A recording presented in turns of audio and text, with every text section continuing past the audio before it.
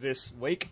I got the sentence wrong there. It's not the first episode of anything. It's episode number 4. Potato Revolution. You pulled it back. I pulled it right back. You got it back on track. Yeah. Yeah. And I stuck some glass in there. Anyway, here I am. Andy's here. Evan's here. Hey, Evan. Hello. I like your revolutions. Very well planned. Oh, yeah, we do this. Very, what stage are we at? Uh-oh. Yeah. Hey, come on. It's like Occupy, right? Just take it. Yes, a new episode.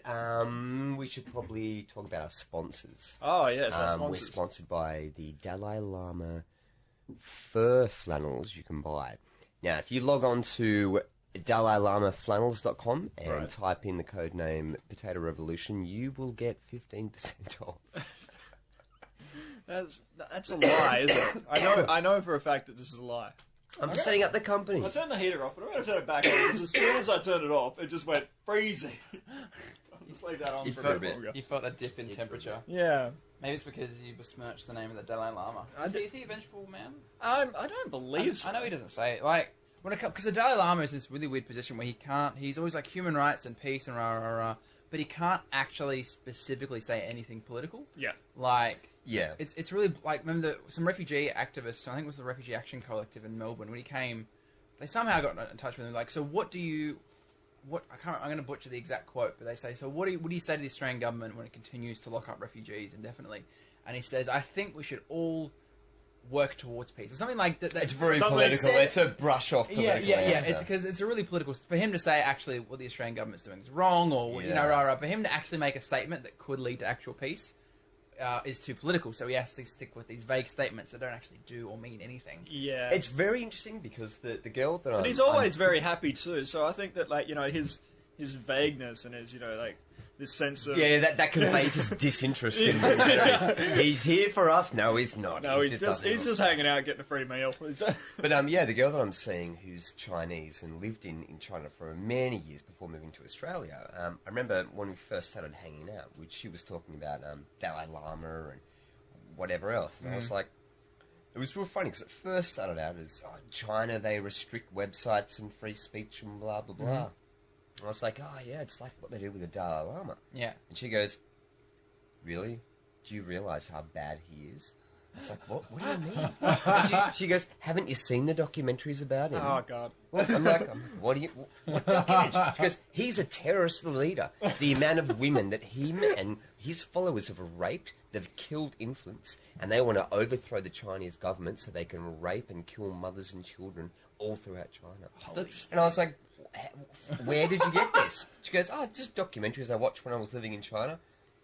So the amount of disinformation that the Chinese government are pushing towards that sort of thing, it's so bad. Holy shit. So what does she think now? Is she kind of, you just don't talk about Tibet? You just don't bring it up? Or she kind of go, oh yeah, that was crap. Once she accessed Google.com, it was like Alice in Wonderland, but Alice in factual land. You could go down the rabbit hole and find out what's really going on. Yeah. So, not anymore, but initially it was, Holy shit, that's absolutely mad. Which I find a good thing, though, is that it's a good thing speaking out against the Dalai Lama and his terrorism. No, but through this, which is interesting, I haven't actually told you about this, but for all the Chinese people listening, basically, so a lot of people in China, young people, they're not used to this freedom of information. Yeah. There's an underground movement in China where they're cottoning on to things like proxy servers and things like that. They can access Facebook. They can access all this information. But as far as podcasts go, not so much. They don't really have that much interest. Now, I didn't expect this at all, but what's happened is that since she contacted her uni friends and whatever else in China, and she's gone, if you want to learn English, that was the pretense. Yeah. If you'd like to brush up on your English skills, listen to the Potato Revolution podcast, blah. They tried accessing the blog, everything else, couldn't get to it because it's blocked. Yeah. iTunes. Because China has an agreement with Apple, because obviously there's factories there and whatever else, the Chinese people can actually go to iTunes.com and listen to shit, download stuff. Yeah. And because of that, now there's these people in China going, well, Potato Revolution, like, and obviously you've seen the imagery we use. It's like it's like revolution and like all the like. On that note, I'm just going to take the opportunity now to thank everybody in China for supporting the revolution. I might be getting a letter bomb in the mail tomorrow, but you know that's cool. You may get killed. You may get killed, or you may get banned from the Chinese consulate. Oh man! You walk past them like, no, stay out. I'm still planning to go to Shanghai next year and do a stand-up gig somewhere and just see what happens. I wonder if they know you. I wonder if how many people out there are like waiting for your return, like some kind of cargo.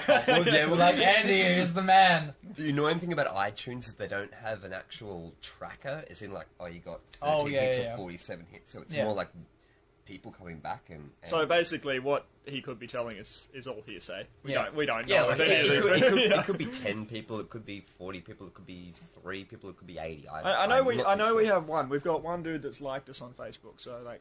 He's the one using the proxy server. Right, yeah. There might be like, if you're lucky, there might be like secret parties where they all come together and go, okay, we're going to gather this around the wireless and listen to the Potato Revolution. True. This conversation definitely has a stench of Orientalism to it, though. Like, and the white man will save the brown person. We'll walk in there and civilize them.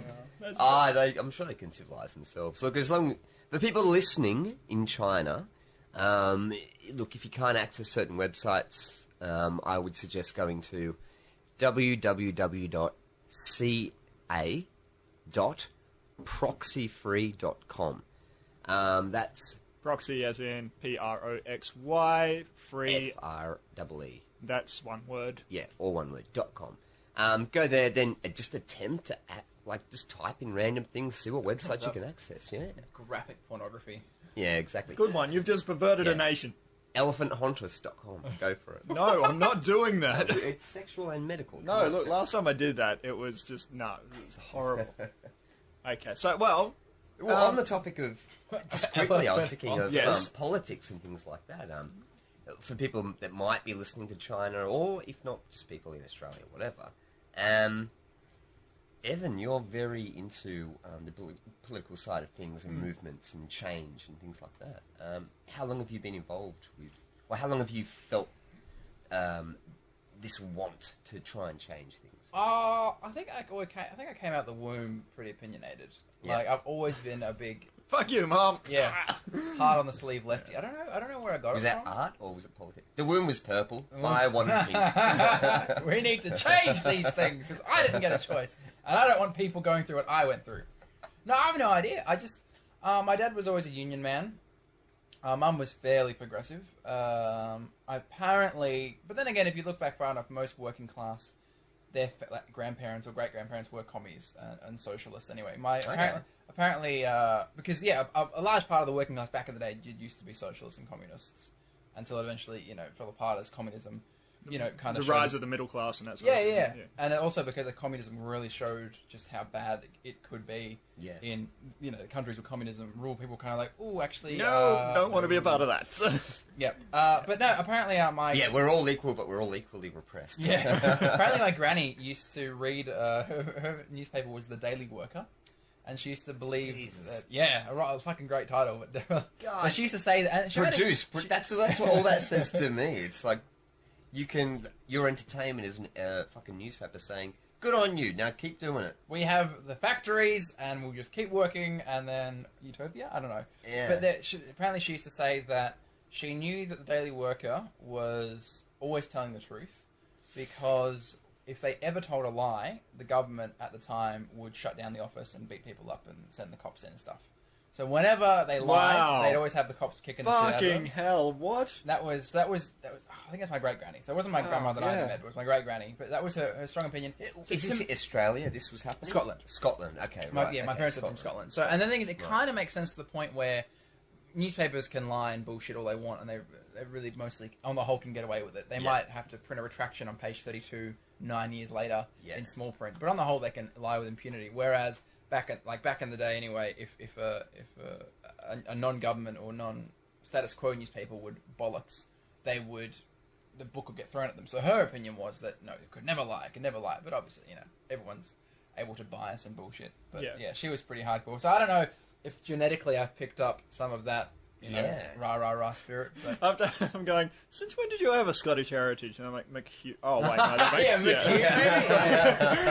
I'll bring my passport next time. That would help. But yes, but part of me, I don't know if it's the same way people look at sport is the same way I look at politics. So I don't know if I actually care about stuff because I care about it, or if I see what I do, or if it's because it's like a sport thing and I'm just mad. Instead of being mad for Carlton, I'm mad for political change. Yeah, well, to be honest, man, look, I'm into a lot of Crazy shit! yeah, like things you can't really explain. Like I've mentioned this before, like Göbekli Tepe. It's a place in Turkey where they unearthed all this stuff and they've carbon dated it and gone, well, hang on. At this time in what we understand the progression of humanity, we're all Stone Age hunter and gatherers. Yeah. How the fuck did they carve perfect 45-degree angle cuts out of these stones that are so strong? They didn't even have diamond cut saws and stuff like that.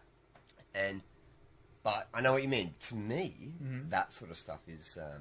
I don't watch Neighbours, so this part of unexplained humanity's past. That's my Neighbours. That's my, Home and Away, or whatever, whatever it happens to be. That's your idol, or fucking The Voice. Yeah, exactly. I find myself for a long time I was getting very frustrated. I was like, how can people not care about all this stuff? Yeah. And I was like, wait a second, we're just decaying organic matter.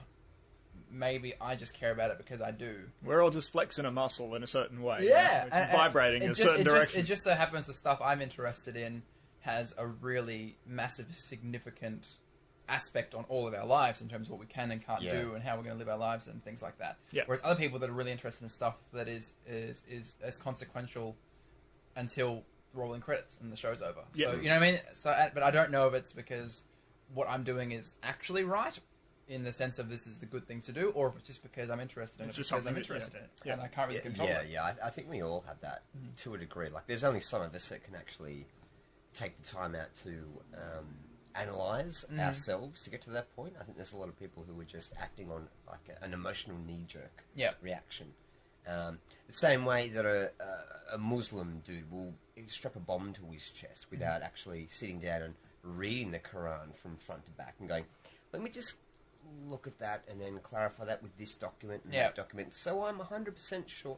They're not in that mindset. They're young and they're just like, I'm gonna blow myself up for the virgins. Especially if they can't read as well. If they're illiterate, like poor peasant people that are kind of recruited by the local charismatic leader going, hey, your family was just killed in a drone strike. You know who did it? That guy over there. That guy. Well, that guy. Get him. The Quran was actually based on that because what happened was when it first happened, you had all these people put in place going, cool, this is what we need to believe. It was all word of mouth for at least 80 to 100 years. Holy shit. At least 80 to 100. That leaves a large margin of error. Well, yes, and this is what actually happened. This is the history of it. What happened was that I can't remember his name. He was like a... Muhammad? No. Yeah. Pretty pivotal guy in the Islamic movement. He was basically the like a king or the biggest ruler of this area. Yeah. Title he had. And a lot of the dudes on the battlefield who had this word of mouth knowledge passed down, they were dying. Like they were all just dying every time they went to battle. And that's when the issue came up. And this guy went, holy shit, if they all die, who's going to be responsible to pass down the knowledge? Yeah. And then it clicked in. He said, shit, write it down. And if you look at what's actually been written down, there's a lot of it. Basically, he got a lot of people and he said, what do you remember? I think he said that this happened. Okay, write it down. Yep. What about you, John? I think he said don't eat meat. No, water. No, frogs. Don't eat frogs. Okay, don't eat frogs down. Put that. And that is the basis of how the Quran actually came to be what it is. Holy shit. Well, that's the thing. It's really interesting. To be fair, I've never read the Quran, but I kind of feel like I should get a grasp of it. Because I've always been fascinated in what people believe in that. I always find interesting the Rastafarian, and I'm pretty rough at this, so I could be wrong, but the Rastafarian belief is they believed that an emperor, king of Ethiopia, in like maybe the 20s or whatever, was the reincarnation of God. All right. Despite the fact that he was still alive at the time, and he was a Christian, and he never actually said, yes, I am God, but he didn't actually say no. Yeah, but they were all high at the time I know anyways. And this goes, Ark of the Covenant, because the Ark apparently rested in Ethiopia, and at that time, I know what you're talking about. And it's so bizarre, the fact that there's this whole religious movement that I don't want to say is blatantly wrong compared to other religions, where it's like, oh, that happened thousands of years ago. Who knows where it is? No, this is blatantly, that guy that you said was God was alive when you said he was God and didn't say he was God. You said he was God, and now you worship his dead body, thinking that he's God when he was just some dude. Oh, my head. But the thing is, people aren't usually around to see a religion formed. They usually, years later, they have to talk about it because they weren't there at the time. But, we weren't around in the 20s either. But it was only coming up 100 years ago, so... we've got Scientology now, and that came up in the last 50 years, we've got... 70 years. Yeah, when did L. Ron Hubbard start that? Look, it would have been the 70s. 70s, was it? Okay, Yeah. so 50 years. He was writing science fiction. Must have been earlier than that, because I remember my mum was saying, back when she was in Scotland, that she used to get home from school before her parents did. Maybe it was, I don't know. We have the power of the internet. Look, I've got this tiny little computer here, which might be able to... You can open up another window in the other one, No, surely. look, I don't trust that. I wouldn't trust it either, yeah. All right. Podcast secrets, don't open a new window. All right. Anyway, look... so what was happening? My mum used to come home from work, from school before my uncle, her brother, got home from work. Yeah. And there was, for some reason at work or near the workplace, there was always these Scientologists trying to recruit my uncles to join the church.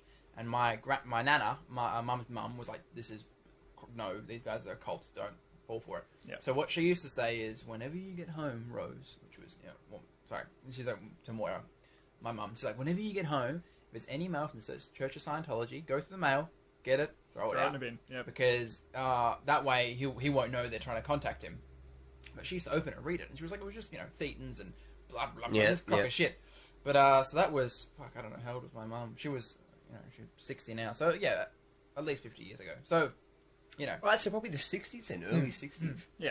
That I thought they were trying to, hitch onto the flower power movement. Like, yeah, man, I change the do system. know L. Ron Hubbard was writing science fiction novels in Before the that. 50s. Yeah. I do know that. He was writing, rocket ship to the moon. Oh, look at the aliens on planet Mars. The Mars. And also, this shit doesn't pay, so let's try and get a tax-exempt status. Well, there's a classic quote from him, and I can't remember it verbatim, so I'm kind of talking to my ass right now, but it says something along the lines of, writing a novel doesn't pay shit. Well, convincing people to believe in a novel doesn't pay well, but convincing people to believe in a religion pays better. So it was something like that. People can research it. Just go on Google and look up paraphrase. L. Ron Hubbard's wacky quotes. He's got some hilariously racially insensitive stuff that I was just... Really? Whenever I start my... Racial shit? Yeah, whenever I start my podcast... I always start with a quote, because I didn't know how to start the show, because after Pretentious Makes Perfect, I was like, I need a new catchphrase. And then someone was like, just start with a funny quote. I'm like, all right. So it's just been that since then, because I haven't got a catchphrase yet. But I was looking up quotes. I can't remember. It's something to do with, something about how black people worship, are better at being religious and are better at expelling thetans and stuff, because of their history of slavery. It was something ridiculous. The fact is, because they can dance so well, that makes them better at, and you're just like, wow, that's insensitive. Yeah. You're going to have to look it up, because off the top of my head, I can't remember what it was. But I remember reading This it. is And what going, I wow. love. We're at a point now where we can actually theorize that the universe we live in, and you can find this online if you want to, but we can theorize that the universe we live in is inside a black hole. And what's actually happening is the rest of the universe is moving at a much faster pace than what it should be had we be in that reality. If we were in that universe, we'd be moving at the same time. Yeah. But because we're in a black hole, and the black hole obviously sucks up everything from light, but also hypothetically time as well, we're actually moving at a slower pace. So... as far as we're concerned, everything's cool. It's happening 1 second, 2 seconds. Yeah. But we're watching everything else move a lot quicker. But we can't see all of the universe because the universe outside of the black hole, because of the density of the black hole, we can't see beyond that. Now, taking that hypothetical situation, where we're at, like the technology that we've made... the hypothetical technology, but also things like string theory, M theory, quantum mechanics, all that sort of shit. We're at this stage. But still, we're that repressed. We've got people talking about, and the thetan that lives inside you. I don't think it's about repression, though. I think it's about looking for something to believe in, and somebody's just gone, I can exploit this. And he so we did say that. satisfactory. You arrive at something because it makes you feel good. Yeah, pretty much. As Yeah. opposed to keep questioning. Yeah. Some people are really uncomfortable with questions, so they like things to go pretty smoothly. And even Why did my father touch me? I'm going to talk. Yeah, I'm going to listen to the radio now. Yeah, some bit like you can't move forward if you keep asking this question sometimes, or you feel that you can't. So if you don't ask them, Yeah. and then just be happy in your existence. You know, it's how some people exist. It's how, and especially, and this is, and we're talking from a pretty privileged position. You compare Well, that to most of the world, which is just squalor, poverty, exploitation. Yeah, they don't really have you're time. not getting an 8-year-old African dude with an AK-47 around his neck going, why am I here? Why string theory when he's kind of like, He's trying like, to shoot the dinosaur before it kills me. I'm trying to live to, either support my family or because there's something else I can really live for, or whatever the drama is. And we do have the luxury for that. Totally, we have the ability to sit on our laptops with our beers in our hands and our microphones and chat. Exactly. And we're not 19 hours a day in the mine. We're not repressed by the local militia. militia. The local roaming militia. Not today. Scientology was established in 1953 following his work with Dianetics. Okay, so Dianetics was released in when? 1953. He was doing Scientology as an established church was formed in 1953. He'd been doing. So Dianetics was before that. Yeah. Whoa. How long did it take him on to get before he got a tax exempt status? Which was the aim of the whole. Yeah. I'd say about 10 years. So how long if we just because I was reading an article the other day about this chick that used to be a Scientologist and worked with him at the main base of operations, and that was during the 60s. So I always wonder if someone starts a religion now. Gets you're it depends. You're hanging out into the legality of it. It depends on how many followers you have. Okay, so if you go outside and then you go, oh, God told me to build a church in Northcote or whatever. How long before you have enough followers and then you can claim tax exempt status? I wonder is the rule different in each country? Like, for example, you could have tax exempt status in Australia, and then you try and go to New Zealand and start a church. And that's it's different. It's 100% different. It's one because I know in Germany Scientology isn't regarded as they've regarded it as like a sham, a fraud. Yeah, basically a pyramid scheme. Yeah, but I do know because I don't know, 8 years ago I had this idea that I was going to start up something called the Church of the Church of the Tax-Free Holy People. That was so.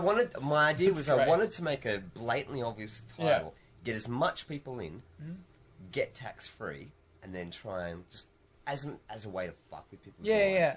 But then obviously when I looked into it and the amount of shit, like it has to be established for a certain amount of years before you can apply for tax-free. Yeah. And then when you apply for tax-free, you have to have a certain amount of members. Like I think people would jump on that and be like, yeah, that's funny, I get it, but they wouldn't stick around long enough to see it to fruition. Yeah. Because the people that do stick around to see it to fruition wouldn't be doing it because they thought it was funny. They'd do it because they believed it. Yeah. If someone believes it and have a sense of community in their church, which ironically becomes a religion in itself.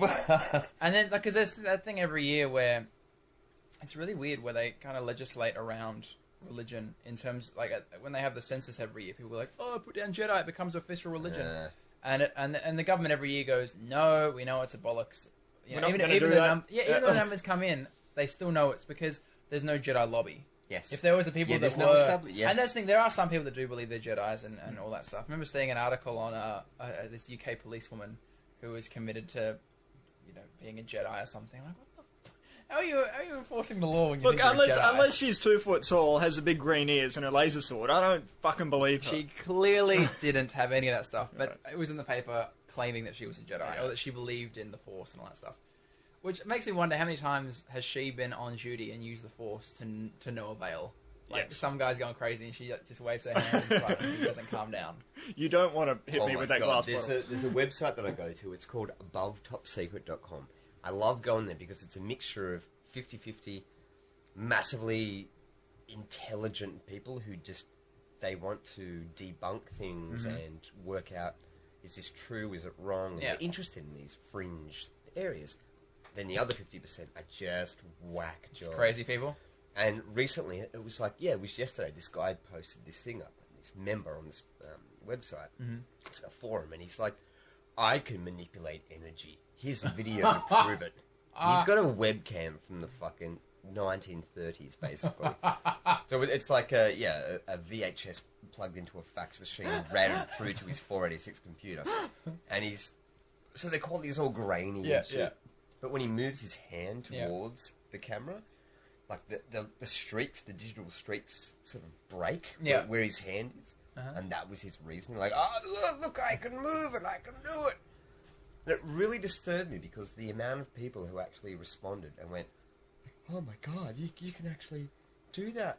And then again, it was a 50-50% mix of people going, dude, you're using a webcam fucking 2,000 years ago. Like, that's bullshit. And you got other young people sort of going, oh, that's amazing. He's an energy guy. I always find that funny when people make ridiculous claims like that. And they're like, and the establishment wants to hold me down. Yeah. And I was like, look, dude, if you can demonstrate your ability in something, claim the fucking prize money from Jeff Randy's. Yeah, James Randy, yeah. $1 million. Was it $1 million? $1 million. Claim the fucking money. If you can prove it, do it. Yeah. And the other one is, and then, of course, even beyond that, claim your Nobel Prize and win billions. If you can honestly change the face of science by proving that you have powers outside of science, you are a billionaire. You never have to worry about the rent again. People will throw money at you. How do you do it? And they're like, oh no, I need to sell a few more books first. I can only do it when no one's watching. Like, yeah. Or I need special cameras before I can do it. Yeah, it was like, no, I remember that kind of bullshit from primary school where like, oh, I'm going to do something cool, but you can't watch me do it. And then, I did it, you can see it. Oh. Yeah, Chris Angel actually did that. Like, as much as I think Chris Angel, he's a fucking like magician. I'm a rock star. Oh, one of those like David Blaine, like he's a rocktician. But he's got like tattoos and a bandana and a leather jacket. Yeah. He's got like hardcore like metal music at the intro for his thing. But he had this great thing where he's talking about what's the word? People that can sing to the future. Liars. Yeah. The mentally ill. Like prophetic weirdos, basically. Uh-huh. And there's this one guy who's like, I'm a psychic, I can look into the future. And he does, Chris Angel's like, it's all live. And he goes, okay, can you guess this? Blah, blah, blah, blah, blah. Mm-hmm. And the guy goes, he guesses it, like, if there's 5 points, the guy guesses 4. Yeah. It's really close. Uh-huh. And then Chris Angel goes, cool, you're really close. Good work. One thing, if you're really a psychic and you can predict the future, how far into the future can you predict? And this guy's like, I can predict years. He goes, cool, how long have you been doing it? It's like, I'm doing it for like 15 years. It's like, sweet. So that means you would have known 9/11 was going to happen. Cool. Well, you're now arrested under the act of such and such because you would have known of the prior event and, you know... Well, and this guy starts freaking out. He's like, oh, look, the energy's blocked. You just have to watch fringe Muslims have radical energy that no one else can... I thought emos had fringe energy. There was another...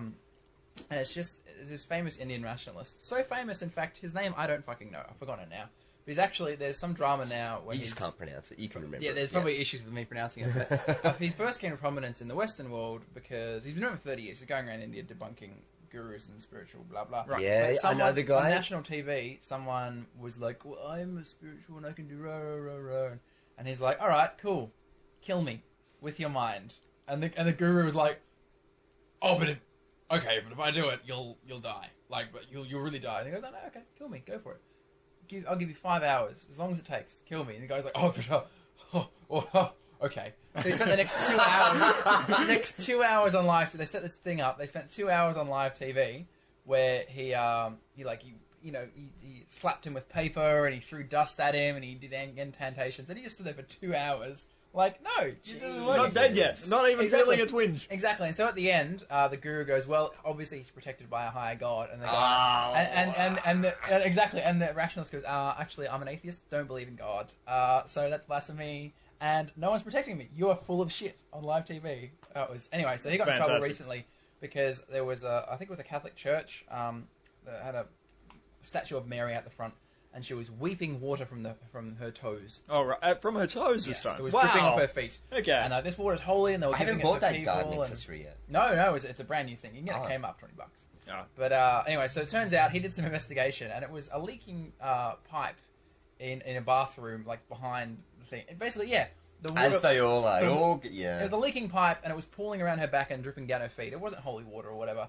And so now there's an arrest warrant out for him in the local area because of some weird blasphemy law. Despite the fact the Indian Constitution, like Section 14, stipulates skepticality is an important part. Like it's illegal, but because of state province law or whatever versus regular law, and local fanatics are like, oh, you've upset the church. I think it was a Catholic church anyway. We're never going to terraform Mars with these bastards on Earth. It's going to take a long ass time. We will. We'll just leave them behind.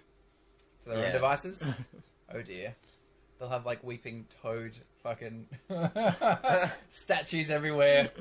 Look, this is the future that I envision, and actually I'm fearful. Yeah, you're right. Afraid. Yeah. Not going with that. No, I always feel afraid for people left behind because it's not a matter of you can be like, well, fuck all those dumb people. We'll form our own lovely, amazing land. But then you don't realize that those people then have kids. Yeah. And then those kids get stuck in that hellhole. Yeah. Because there's going to be plenty of kids that come out that are skeptical or that you can't just leave it alone. Yeah, it's not like they stay there and they live in a sterile existence forever. They actually have kids. There's always a constant need to go back and save the children. Yes, the children. But how did we get here? We've got so far, and we've taken ourselves down to this rabbit hole. You sent me on a Facebook. Oh, we're going to talk about some stuff today. We've talked about none of it so far. I know. I am totally aware of that. I blame the person who's not in the room right now. Oh, what? Here, nothing. What are you talking about? Nothing. We're not talking about anything. What is your You shirt? blame me for what? I didn't blame you for You anything. blame me for what? Come on. You blame Get it out. Yeah, okay. Say it. All right. Well, Okay, we're going to talk about a bunch of things today. Yeah. Sure we are. What were we going to talk about? What do you want to talk about? What do you want to talk about? What your mum want to talk about? You know what your mum wants to talk about. Your mum knows what your mum wants to talk My about. mum knows what your mum doesn't know. That's Go on, the tell interesting me. part. What is it? All right, okay. Do it. Well, we got Evan in today, and we were going to talk about stand-up. Yes, I was just thinking that. Actually, yeah. Were you? I was. Yes, You. I'm psychic. I can kill you. It'll take me 3 hours, a bunch of dust and eggs, but I will kill you. You could probably kill me. Most of it involves jamming it down your throat and Yeah. squeezing it into your eyeballs, but Yeah. I will kill you with my psychic... Look, I can control my hands with the power of my mind. I can strangle you with the power of my mind through my hands. That's amazing. I know, it's true. Yeah, anyway. So stand up. yeah. So, yeah, you and I get up fucking... Yeah, so Morgan and I get up on the Wednesday at a storytelling night. Oh, yeah? Basically. I didn't mean to get up, but I was... It whatever. was. Circumstantial, but yes, Morgan got up. Yeah, so basically it was Rocket Clock Story Slam evening. Are you aware of that name? I've heard of it. Okay, John so, Bennett sort of hosts it most of the time. Mm-hmm. Yeah. How is it? Like a mishmash of random crap and Yeah, basically, You get yeah. you get a lot of people who are trying to tell a genuine story. Mm-hmm. You get a lot of people who are trying out their latest stand-up routine. Yep. But long form jokes, not like get up there and be like joke. Yeah, yeah. Like it. But like Yeah, kind of, but it seems to be more... Well, I don't know about you, Morgan, but it feels to me like they're trying out more of a personality. Yeah. I suppose. Like, they've got a joke, they've got a story that involves a joke, but it's more like, I'm going to try out this personality. Like, Yeah. That's where I tended to get from it. Right. Yeah, and then just normal people. Yeah. Just telling stories. Yeah. And I've done this like 2 times before this particular evening. Yeah, and Same story each time? No, different story each time. Each night's a different theme. It's Okay. a different thing. So it's got to be a true story, Mm-hmm. and it's got to be relatable to the theme of the night. The theme might be cheese, might be turning points, it might be scared, whatever. Yeah. You've got to make a story, 5 minutes, tell a story that's interesting and true and relate to the subject. That's generally. Yeah. So the first time I got up, I was like, oh my god, I'm so scared. I've got to be totally prepared for this, and I've got to get up, and I've got to make it happen, and it'll be... I don't know if it's going to be any good, but basically it went, okay, I've got 2 weeks to work on this. Every day I'm like, oh, write something down, think about it, mull it over, write it down again, rewrite it, say it out loud, talk it to my dog. I don't have a dog, which is weird. And try and get the story like into a condensed... sensical thing that will work and has a bit of a shape to it, and And doesn't go over time. Exactly.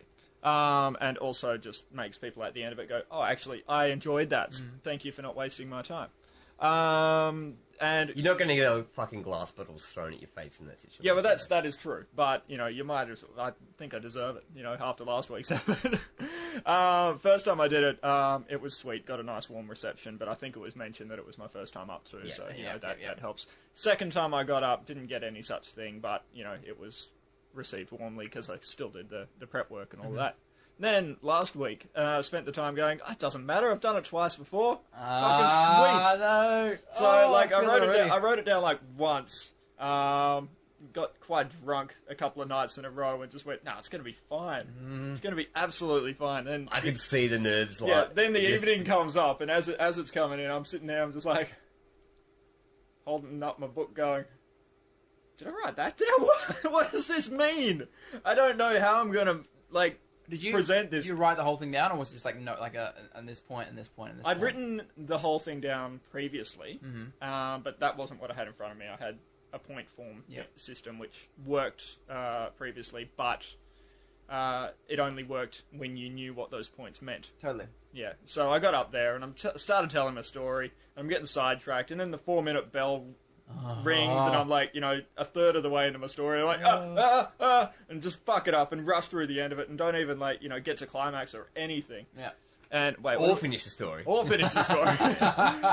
And, with the punchline. Yeah, and then I got to the end, and I'm like, all right, thanks. Walked off the stage and just went. No, you did alright. Totally a reason why I fucked that up. What I could tell was that the moments, you were build, and you got to this point, and then I could see in your brain you're like,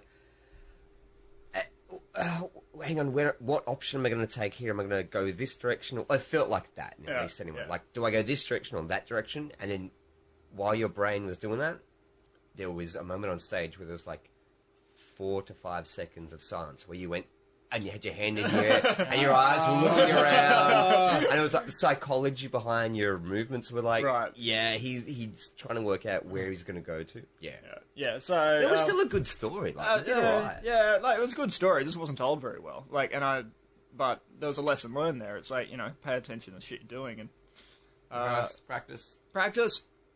Yeah. Yeah.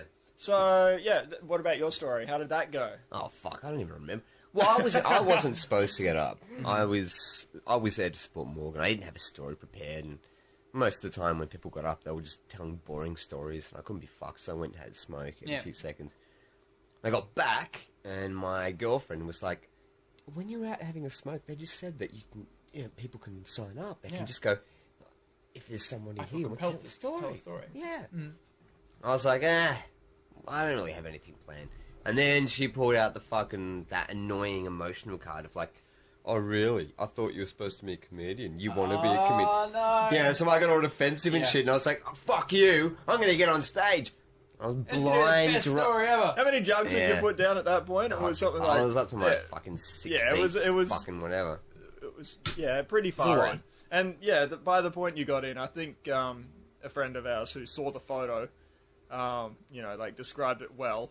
That you're a what was it? A scared drunk little man on a big stage or something. I know. I find that comment reprehensible because it was cold in that room. That's why my shoulders were hunched. And that's it.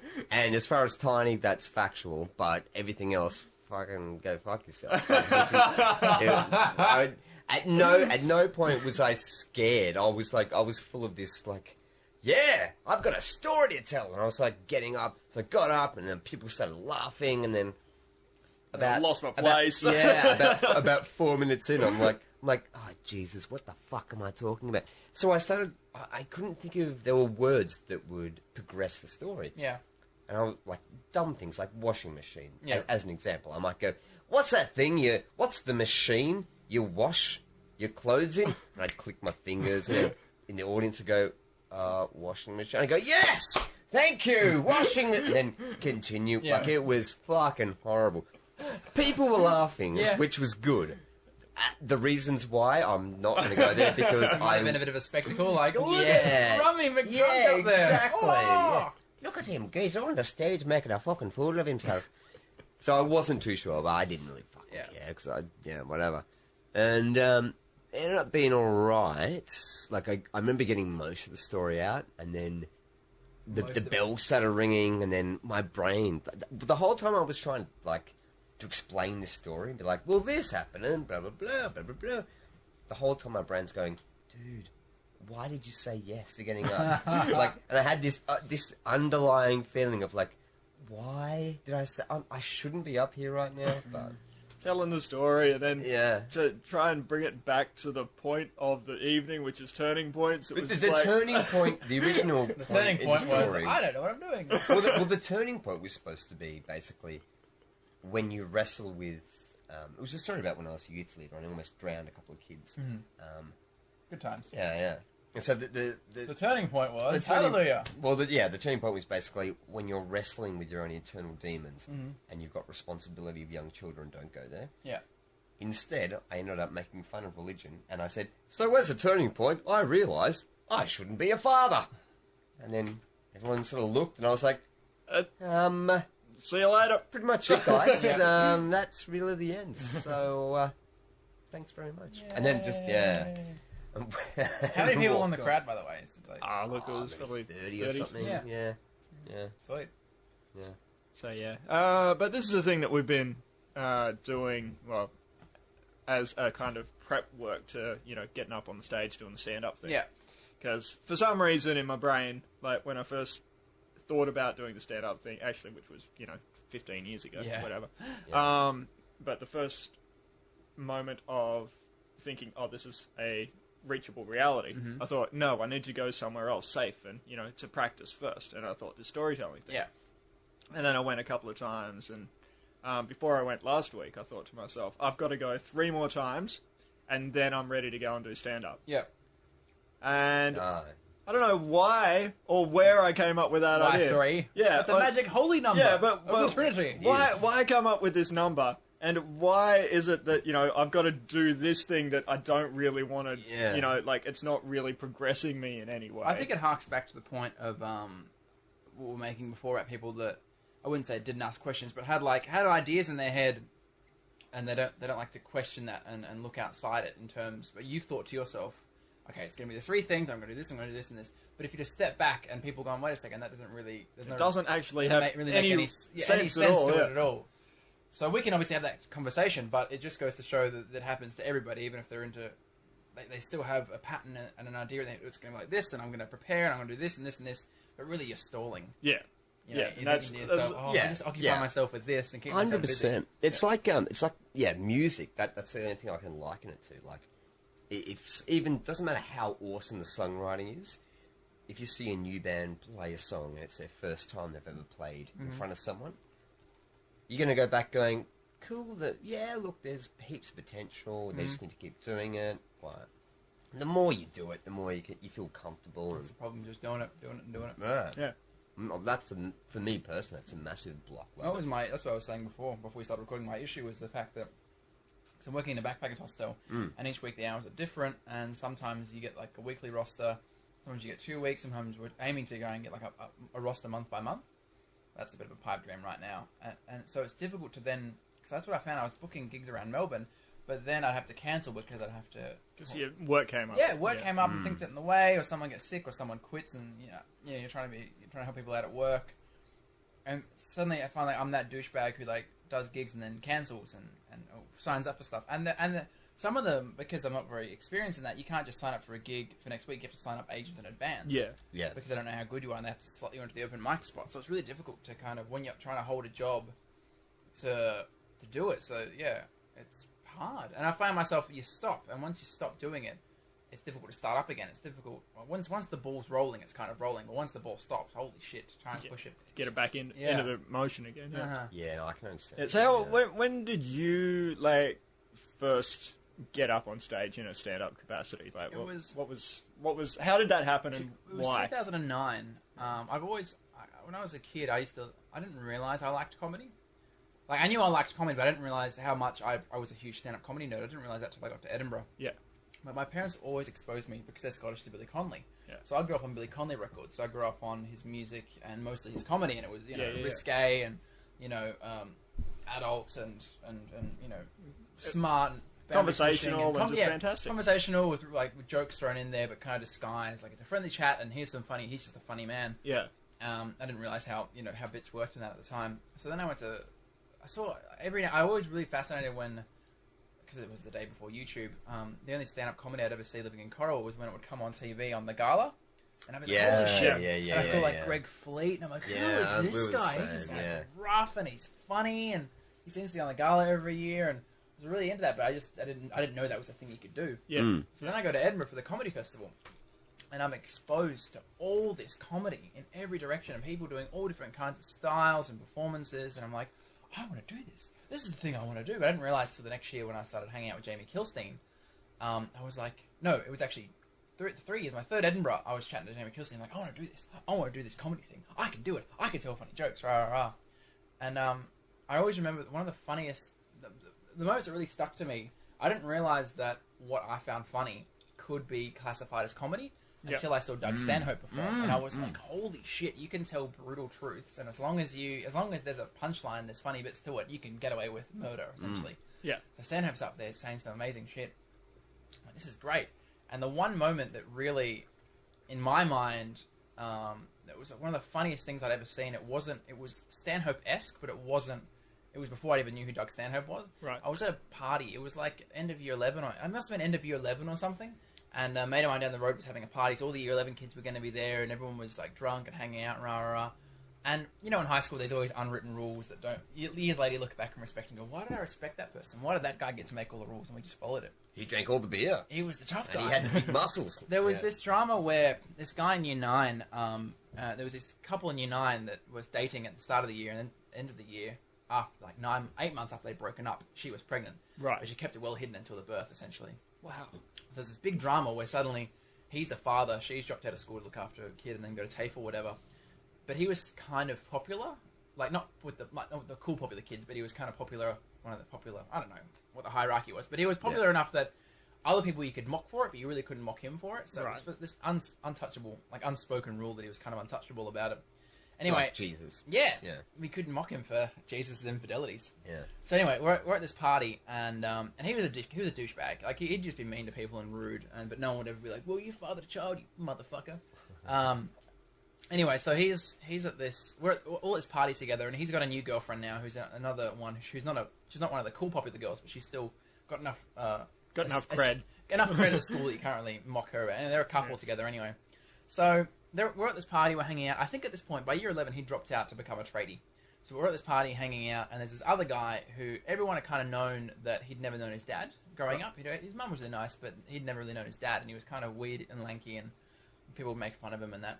Anyway, so one day we're at this party, and we're all just hanging out, having fun, and people are drinking, and people are a bit drunk, and rah, rah. So this one guy, he starts having a go at the fatherless kid. He's Okay, like, well, maybe your dad's, he's a loser, rah, rah, rah, and, just making fun of him for being fatherless, which is a pretty harsh thing to do. So this other guy turns back at him and goes, hey, remember that time in year 9 where you fathered a fucking child and was never there for it? And, rah, rah, and just starts ripping into this guy. Now, this guy, being the big bully he is, just stands up and stomps off. Yeah. And then his girlfriend's like, you shouldn't say that. That's really mean. That's really harsh. Completely ignoring the stuff that he was saying. Yeah. But just, everyone looked at each other in this method like, he's saying everything that's been on our... He's saying this raw truth, and he's saying it in such a funny manner, and he's so angry, and he's just spitting fire. And the laughter, the vacuum, that suddenly there's just... everyone's kind of like this weird doubled over laughing, like this... We needed this for so long for someone to finally say something. A release. Yeah. And then, great. I didn't think that was... I just thought it was a weird anomaly. And then I went and saw Doug Stanhope. And then the same thing happened where Doug Stanhope was just saying stuff that was so smart and just so on the money and so funny. Yeah. I was like, wow, this is actually a legitimate thing. That you can just say whatever the fuck you want. And if it's truth behind it, or if you can, make it funny or whatever, it'll just run itself. I was like, I want to do that. But... I remember when I talked to Doug Stanhope about doing comedy. I said, I want to do comedy now. And he goes, yeah, get ready to suck for 10 years. I was like, oh.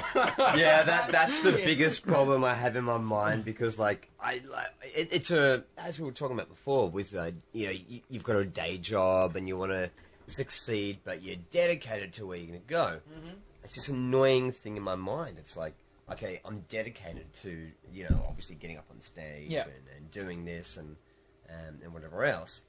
And obviously there's truths and dumb little comedy things along the way, but that's where I want to go. That's where my heart is. Yeah. At the same time, I need to pay rent. Yeah.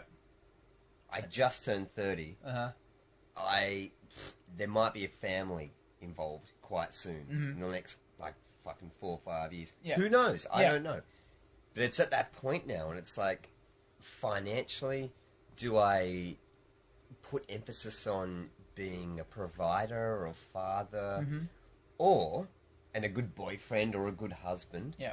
Or do I put as much emphasis into being a comedian, successful, doing all that stuff? Because I know that if I go down the path of putting all my energy into comedy, I'm sure I will get somewhere. But if there's the family side of things, it's not gonna be good. Yeah. It's gonna suck. There's the thing where and vice versa. Henry Rollins said it. I think it was on Citizen Radio, which is another podcast hosted by Jamie Kilstein and Alison Kilkenny. I'm pretty certain. I don't know if they were talking about it or if he was on the show and talked about it. I don't know. But he said something along the lines of, if you try to make a living out of art, because of the human nature's your willingness to survive, eventually at some point you will be living off your art. It may not be a good existence, but if you're a single person, it's much easier. Or if you've got a family, then there's drama because you've got to provide and rah-rah. Yeah. But do you sometimes think that because artists and their egos and, no one wants to get hurt and no one wants to get up and expose himself and then get, it really hurts and then suck. Do you think that perhaps in the back of your head the idea of family and relationships and that and responsibilities is a really good way to stop yourself taking these risks? Because you can always go, it is. Yeah, it's a fallback. I need because you don't want to say to yourself, I'm too afraid to do this. But there is a definite aspect of yourself that is full of fear to the point where you go, no, I'm not afraid. I've just got stuff I have to worry about. Like, I'm with totally, and that's what I don't want to do. I like when I turned 19, I made a point to myself. I said, all right, I'm not going to get up and do stand-up comedy until I'm 30. No one likes to see a young cunt get on stage and go, so the exam guy, he put me as a B in maths. Oh, hi, I'm 19, I'm doing comedy, what's going on? I go to school. Like, fuck that. Fuck that. And so I thought to myself, no, I'm going to wait till I'm 30. And when I'm 30, then I'll have enough life experience to be a bit more grounded. And whatever else. And whether it's experiences or just my personality or whatever else. I'll have that. But getting to that, yes, exactly. That is the worry I have because I go, all right, I'm currently successful in my job and I can definitely take it to higher levels and earn a lot more money. But to do that, I need to put as much dedication into my job as comedy. But they both can't exist at the same time. So I need to work out what is viable. Okay, so do I earn this much a year as a day job and then sacrifice my personal time and push this? Or do I sacrifice more of my job time and push further with comedy? Like it's interesting. It's annoying because I don't want to get to that position like you just said. I don't want to get to a position where I go, I can't do comedy tonight because the kids need some socks. Got to go to Big W. And, anyway, I'll catch you next month on the comedy night, man. Yeah. See, buying some socks now for my kids. I don't want that. I find myself really annoyed because if I'd have just kept going with doing comedy, I'd be a year or so ahead of where I am now, and I feel like I've gone back to the start, so now I've gone back 2 years. I feel like I'm 2 years behind where I could be. And it's the same way because that's what I feel about guitar. When I was younger, I learnt piano. And it was the only piano teacher in the area, so she was like 107, and you can only teach Bach and other old music. She hated. I was like, I want to learn piano rock, like Ben Folds and the Beatles. And she's like, no, the devil's music. So as a result, the piano stuff I learned, I fucking hated, and I was like, well, this is music. Quit that. And then when I was in year 11, I had a chance to form a band. A friend of mine played drums, and another mate of mine played bass. No, he played drums and bass, and then a friend of mine who played guitar and sang, and I was like, we could form a band together. And he was like, yeah. I'm like, well, I'll learn bass, and that'll be sweet. Like, yeah, totally.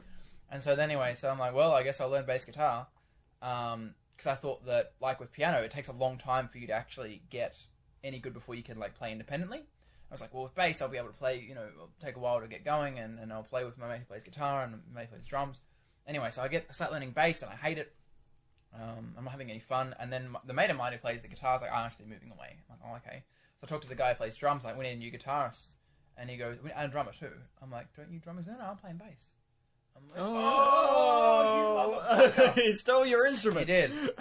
So I'm playing bass, and I wasn't having any fun because I didn't realize, I didn't find it until I was 23, that with guitar, it's one of those instruments where you can start playing, and then it doesn't take very long before you can keep yourself entertained by playing covers of songs you like. Yeah, I didn't realize that. I thought it was going to be another slog and start all over again. Yep. Mm-hmm. So after playing guitar for a year by myself in my room, after a year, I'm like, I can play songs and have fun, and I've got a pretty reasonable set list of covers and things like that, and I can just jam and stuff like that to simple stuff. And I was like, oh, fuck, if I'd have started guitar at 15, when I had the chance to, I'm like, what would I be now? And then I think, well, if I'd have just started comedy when I started 2 years ago, whatever it was, and I just kept up at it, now I'd be 2 years in front of. So I always feel like I'm going to be 2 years behind. But you can't play that game with yourself because there's no. Because you just wallow in the regret. There's no answer to it. There's no like, oh, but if I do this, then I'm back 2 years ahead of myself. No, it's always like reflecting on a past that you can't fix. Well, that's the thing. Yeah, the worst emotion that I've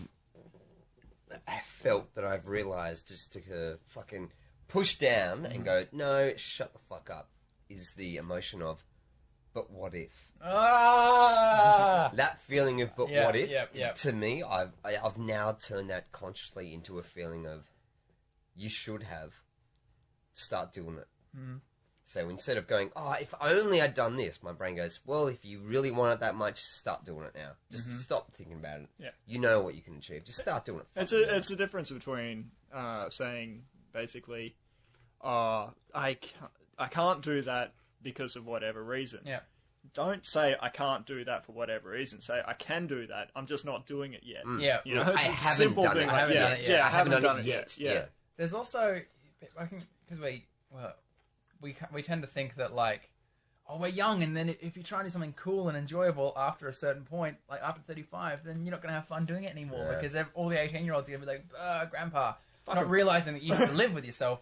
Like a friend of mine's uncle or whatever started playing guitar when he was 45, and now he's 60, and he fucking shreds. Yeah, because he's like, I got to 45. I was like, I might as well start learning guitar, whatever. The guitar. So now he's like 60, and he fucking shreds. He's really good because he put the effort into it, and he started at 45. So there's no reason why. I'm just kicking the microphones and getting angry now. There's no reason why any of us. Obviously, no, it's different with the guitar because you can play it in your room. But when it comes to comedy and things like that, it's not that it's never too late to start. But, you know, if you're not dead, like, you know what I mean? You're doing better. You know what I mean? Like, if you're dead, you've left it too late. Yeah, if you try and start comedy after death, it's not going to work out. Yeah. But it's here's satire in heaven is There's basically two. Satire in heaven, post-death and pre-death are both the same level of. No, but we don't like satire with Evan. There's two, like, you know, states of being when it comes to comedy, though. It's either you're doing it, well, anything really. You're either doing it or you're not doing it. It's not a fact of, you know, oh look, I'm halfway there or anything. It's you're there, you're doing it or you're not. You're up on stage every week doing that shit or you're not doing it. Well, that's what I like about it. I think I said this to you, Ricky Gervais and what's a Curb Enthusiasm? Larry David. Yeah. Larry David and Ricky Gervais. Recently, which I found kind of weird that they didn't say it in the same interview, but within a few weeks of each other, they said it in like separate interviews. And they said basically the key to them wanting to keep creating and keep putting all their effort into whatever they're doing, they're like, basically they said, no matter how successful you objectively are, always tell yourself you're not there yet. Always tell yourself, I'm not there yet. I just need to keep going. I need to push myself. I'm not there yet. And having that mentality will propel you further into your artistic career of whatever. And those avenues of creativity will become abundant if you continue that mentality. Which I think it's a really good mentality to have. Like with guitar, Jesus Christ, I started playing guitar when I was 6 years old, right? So I'm 30 now, so I've been playing guitar for 24 years, basically.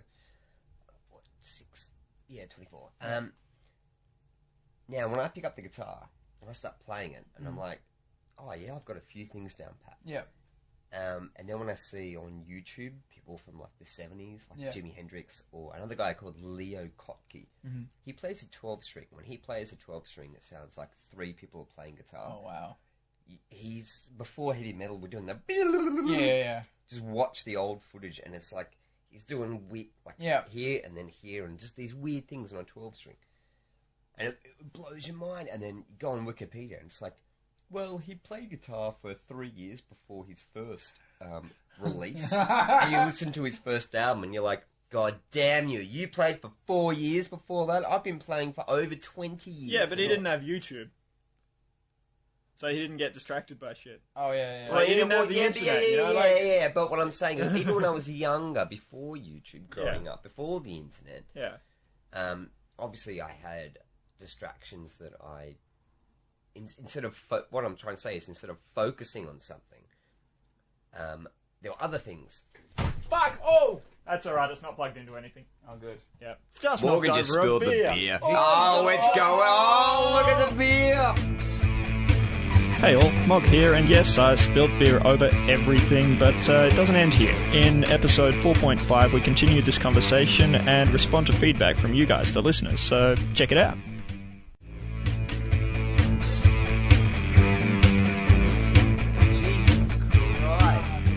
People listening, he's got beer on the roof right now. It's all right, kind of looking like the Mona Lisa. I'm worried about chips here. All right, so there goes the keyboard. Yeah, well, it used to work. Throw the keyboard away. All right. You don't need it. You're not like Prometheus. There was a pro wrestler by the name of New Jack, whose gimmick was he was the original gangster, and he would come off parole into the ring, dressed up in these camouflaged, wacky colours.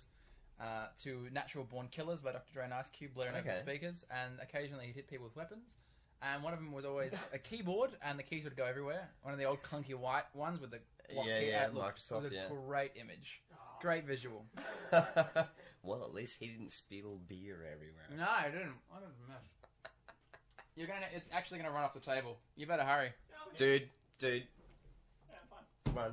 Huh? Hurry. That's all right. Are you gonna make it? How did that even happen? What did you even do to get to that? I was looking at you, and that was the problem. Oh, that'll explain it. Yeah, like, I you. can understand. No, there's a lot of people that spill liquids when they're looking at me. It's No, I fine. was just grabbing for a beer. Oh, you were grabbing. I noticed you were grabbing. Were There you was grabbing liquid with everywhere. a closed fist? I think I might have been. You're trying to give knuckles to it, like. Oh. I'm gonna give you a high five. Go, you're the best thing this side of my Spilled other beer. beer that I had. Yeah. But yeah. How is that going to turn up on the audio as well? Oh look, it's just done a little bit of a clip there when everybody went no, but other than that, it's fine. Jesus Christ. Oh, we'll be right. See, that's why you And- have shit. Distracting from this, getting back to the point. Yeah, so anyway, I can shut. Sorry about that. Sorry. Yeah, basically, it's like when you look at someone who's dedicated day in, day out to something, and it takes them 2 years, and you've done something half-assed for 10 years or 20 years, and you see the difference, it Takes the really, wind out of sales, doesn't yeah, it? it really makes you go. I mean, initially your response is, oh, I've been doing this for the same amount of time, and then you sit back and you go, well, how dedicated was I actually to this thing? So that was basically what I was trying to say. I found with before my Morgan exploded the universe. I That's what I found wanted to do. I found with my podcast, it's been much. There's been much. You're more still doing left and correct. Yeah. So I'm still doing. That's the original point to haul my podcast at the start. I have a show called Left and Correct. The idea is it's supposed to be weekly, but it's really not, and I don't understand why it's so difficult for me to get going. When I was doing Pretentious Makes Perfect, I think I know why it is now. The same reason why I shouldn't study at home, because I get distracted. If I made myself leave my fucking house and go to the library to study, I'd actually get the study done because I've gone all the way out to the library. It's only like a 10-minute tram ride. You've brought yourself to a location to make it happen. When I was doing Pretentious Makes Perfect, I didn't have the ability to record at the house. Yeah. I could only record at Yes, Sin Studio in the city. So as a result, we had to book it, and then once we booked it, it's organised, so I had to plan for it, and then we'd go into the city and we'd record maybe an episode or two, or we'd record it. You know, we'd make the effort, so we had to go out of our way to do it. But because all my stuff's at the house, I roll out of bed and I go, oh, I should do it. Oh, internet. Yeah, you're in your comfort zone. Yeah. It's So I a kind of, comfort zone and shit. it's the sort of thing where you realise this, and realising it's like 1/8 of the battle, because then you've actually got to do something about it. Yeah. So, holy shit, that was a lot of beer. Well, it wasn't. I didn't think it was that much. No, it wasn't actually that much. Well, it just made a mess. It just made a mess. Yeah. You're being so anal with cleaning this right now. Yeah, and I'm going to go over this with a fucking disinfectant later because I don't want my keyboard to be any stickier than it usually is. Jesus. There's been a lot of leaving to piss as well. Yeah, I really need to piss. It's really bad. Look. So how's comedy been going for you, Mog? Now that you've witnessed, you've been watching Andy do his thing, and you've done your how do you feel after you've done your couple of your stories? Yeah, look, I've got 3 stories under my belt now, and I know that 2 out of 3 I've done all right. Yeah, and I've been able to pinpoint why the third one went wrong. Mm-hmm. The only issue with me getting up and doing a stand-up routine now is coming up with a little bit of material that I can do for 5 minutes and focusing on it. It's one of those things though where you're not going to be able to do it unless you do it.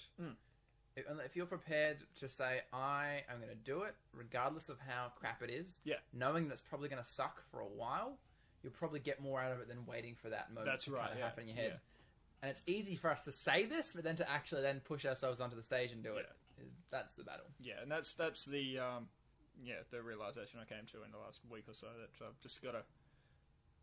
next time I'm in the vicinity of somebody who can get me on stage, I should just talk to them and say, could you get me on stage, please? Yeah. It's just starting out, so, put me lower in the bracket. Yeah. If I'm on first...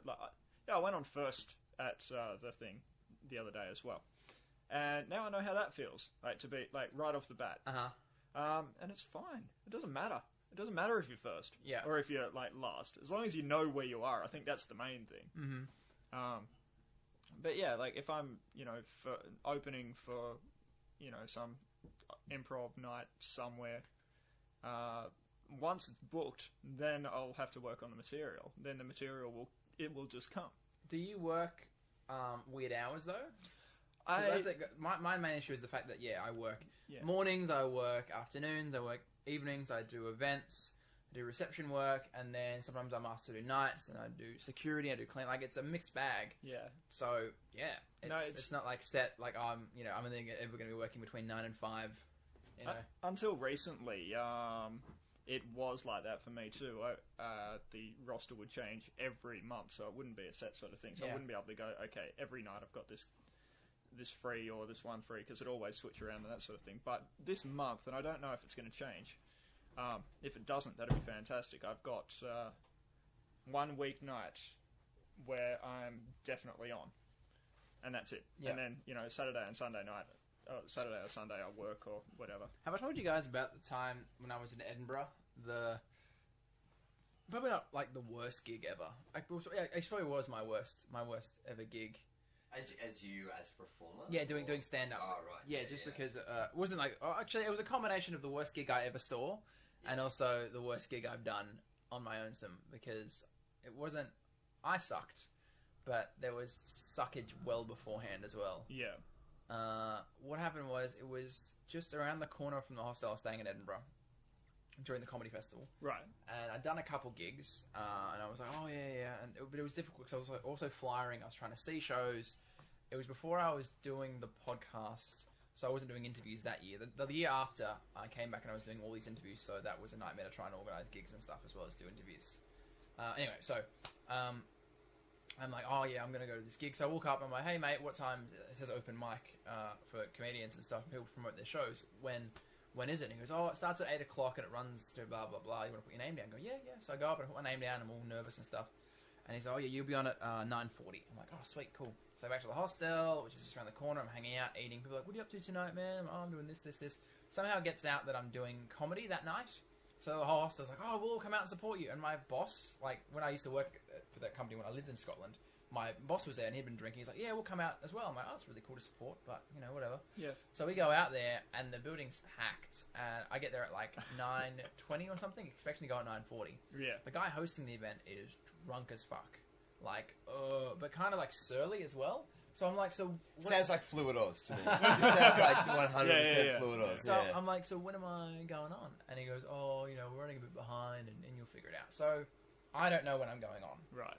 So I'm waiting there, and I actually got physically ill because my adrenaline's pumping and it's going crazy. My heart's doing this, and I'm getting and then they'll announce, and the next person up is because he wouldn't even tell me when I was up. Yeah. And so every time he just yeah. And the next person coming out, rah. I'm like, oh, And then it wasn't me, so I get let down. So I was having a constant stress Yeah. Anyway, so people keep getting up in front of me. Like 3 people have their first night of comedy ever, and they're these young, attractive guys, and they kill. Like, they're really funny and really smart, and I'm like, oh yeah, I've got it. I've got material just like this. Oh, I'll be sweet, because this material has worked. It's all worked so far, so it'll be fine. So I'm sitting there, and then, as the night's progressing, it gets to, I don't end up getting up till about 11 o'clock. So every few minutes... So it's like 2 hours, yeah. Yeah, 2 hours of me. So by the time you get up, they're pissed out of their brains. They're gone. Yeah. The audience is, and there's like the people. My boss is still hanging out for some reason, which made me feel like a dickhead. And people from like the hostel, some have left because they didn't want, because they were watching nothing enjoyable. And then people are getting up doing weird things. Anyway, so the last couple acts before I get on, this one woman gets up, and the audience is getting bored now because they've seen lots of comedy and it's starting to peter off in terms of talent. This one woman gets up and she's telling jokes. I think she's like a 40-year-old Irish lady, and none of the jokes worked. And then someone else got up and did something. It didn't go down too well. Then someone else got up and did something, and then the woman gets up. They were filming this guy doing comedy, and he was really funny. But they were filming it for some like BBC TV show or something. But then they had to film the laughing shots because they fucked that one up. So they asked everybody to fake laugh. And it was so bizarre and so surreal. I went to an Arj Barker gig where he did a joke, and he was leading up to it, and then some cunt heckled him. And because it was filmed for the DVD, and he built up, and the emotions went through the motions, and then this cunt heckled, and then he shut him down, and he goes, "Cool, I'm doing a DVD, so I'm going to start at the beginning." And he went through the same thing, and he just expected the audience. Yeah, so I understand what you have to go through. Yeah. So that was painful, and then this woman gets up, and she's maybe like late 30s or whatever, but she's all gothed up, and she's wearing like... As most of them are. Goth late 30s. She's gonna read her poetry. Yeah. Oh, wonderful. This is just getting better and better. Oh, and she gets up, like, everyone's supposed to do 5... I'm getting a bit turned on. Everyone's supposed to do 5 minutes. She's supposed to do 15. She goes on for ages, and you could hear a pin drop. The energy is just sucked out of the room. And the poem sucked. Can you give us an example of what kind of shit it was? It was one thing. She was giving some speech. So it was supposed to be comedy, yeah? No. This was just a serious poem. Just her doing poems? What? It wasn't a comedy It's during the comedy festival, but it's an open mic, so anyone can do what they want. So it could be anything. But most people, because it's the comedy festival, are doing comedy, or they're doing a brief musical interlude. So come and see our musical thing, or alright. But on the whole, it's pretty lighthearted, pretty, whatever. So she gets up, second last act. I'm the last act, by the way, I should point out. The headliner? No. I don't know if I was. I know I left, but it was pretty late. As far as I'm concerned, I was the last person because I left. So she got and so one of the things, she was doing this poem, and she's like reading it, and she's performing it as she's saying it. And there's one part where she has to like march, and she's reading it as if she's marching on a hill, and I'm like, oh! And it keeps going on. So the audience committing suicide by this and then the second one, something about, I'm not kidding, something about her period and the Iraq War. It's like bringing out memories. That's two images that should be brought together. That's fantastic. That was her connection to the struggle of the Iraqi people, was her struggle with menstruation or something. Wow. And then the final piece, she gets up and she's like, and this poem took me 3 years to write. So if I forget bits, I apologise now, but it's very... And it went for ages. Like, it was the longest piece. It took about 3 years to write. And then, it sucked. And then obviously it was a really cathartic moment for her, so no drama against her, whatever. Yeah. So very cathartic for her, and then she finishes, and everyone stares at her, and the drunk guy stumbles back and says, "Everybody get around for blue," and they're like, ah. And so she walks off stage, and she embraces her man friend, so obviously she was working up to read this poem out, and they leave. Yeah. So obviously it's a big deal for her, so good for her. And then they're like, I know, I'm from Australia, I'm McHugh. And I get up, and I suck. I fuck my jokes up. Got panicked because the first thing I opened, I can't remember what it was, some joke about neighbours or whatever. Everyone's going to get a neighbours joke. And it worked so far in Edinburgh, but they just kind of stare at me blankly. I don't know if it was my delivery, or if everyone just had all their energy sucked out of them, or it just was the wrong crowd. It's, you can't read people's minds, but I panicked, and the rest of my jokes sucked, and it was a nightmare, and I'm like, oh, this is the worst thing ever. And that was the first time because up to that point, every gig had either gone pretty sweet, or it had gone like quite, like I was really into it, or it had gone like okay. I'm like, okay, I'm deal with that. I tried to do crowd work, and I was asking about like sex or something like that. I was saying how like violence on TV, that's fine and dandy. can't show sex on TV or whatever. So I asked some couple about sex, and it just made it really awkward. And like, yeah, the woman looks aside, the husband's like, she hasn't touched me for 4 days. And I'm like, oh, is this like the last date? What have I walked into? It's just like, it just sucked at every level. That was the first time the gig had sucked for me ever. And then I walked off and I was like, oh my God, I don't think I did any more comedy that Edinburgh, because then I was doing more flyering and seeing of shows, but I was just really shook up by that. And then I came back to Melbourne, I started doing more, and then when I walked out, my fucking boss walks out, and I'm like, oh my God, you sit there for like, fucking how long? Did you go, I'm sorry? He's like, oh, that was good on you, Evan. Good on you for that thing like that. Good on you for giving that a go. Kind of at this point, that's like the mum putting the magnet that's nice. picture on the And you coloured outside the lines because you think outside you're an individual. He started off the night drunk at the reception desk, and that point was sober. So obviously he'd sobered up and waited, and then saw me suck. So I was like, oh fucking fuck's sake. Well. Yeah. So, and that happens, and that really spooked me. But I think people have to be ready to, because it makes a good story now. People have to be ready that they're going to get up on stage, suck dick, die on their ass, and die repeatedly. Yeah, you got to be shit before you're good. That's just how it works. Yeah. But unfortunately, you have to do it in front of people. You can't just do it by yourself in your room. Yeah. Boom. Well, what else have we got to talk about? That was another thing, just involving the stand-up thing. One of my housemates, she's a budding actor. Oh, yeah. And she's been, like doing modelling and stuff around the place and this kind of thing, and just getting all excited about just doing stuff. And she's hanging out with this guy who, I think he runs a comedy club down in Footscray. I'm not sure which one it is. It's not like the Lounge or anything like that, but yeah, she came home the other day and she's like, oh, so I'm doing a stand-up slot next week. And I'm like, what? Why? And she's like, oh, well, I was sitting around a table and, there's this other guy that's a comedian and, like, they needed people. And he said, I'm not going to do it. And she said, if you do it, I'll do it to him. Mm-hmm. And then he's like, all right, cool, you're on. And now she's been stressing out for the last week about, what she's going to do. Why would you volunteer? Why the fuck would you volunteer? Like, it's like someone going, oh, well, I'm doing a quite intensive arpeggio in John Williams' classical guitaring, or blah, blah, blah, and someone who's gone, I've looked at guitar. If you're going to do it, I'll do it. Like, what? Why would you have that confidence unless you have something to back the fuck it up with? Why? I don't understand why she's doing this. I don't know, but I just thought it was an interesting thing, and it makes me think about, why people get up and do stand-up comedy, because we've seen a lot of people get up and do their thing. We've seen a lot of people suck dick. We've seen a lot of people be fucking amazing as well. Yeah. And, like, what is that thing that makes people get up on the stage? I think it's you're in a little world, and where your objectiveness, whether it's big or small compared to what other people might think, you've got enough objectiveness to build just a courage within yourself to go, you know what, I reckon I can do it. Yeah. But that scenario, I'm an actor. People give me words to read. Oh, stand-up I don't get it, man. She might not get out the park, or she might. Is she gonna like? Is she gonna pretend to be a character, or is she just gonna be like? So I was on the tram the other day. She just said yes before any of these. No, well, she spoke about, telling a story about work, and I said, okay, cool, like, run down, what part makes it funny? What's the funny bit? And she tells me this story, and I went, okay, where's the punchline? And she's like, oh, well, hang on, that's what I've got to work out. Oh, I said to Leon, do you have any sandwiches in the fridge? He said, yes. And I said, awesome. And I went to the fridge, they were bagels. But Leon's a character. So yeah, like it's. I guess you had to be there, kids.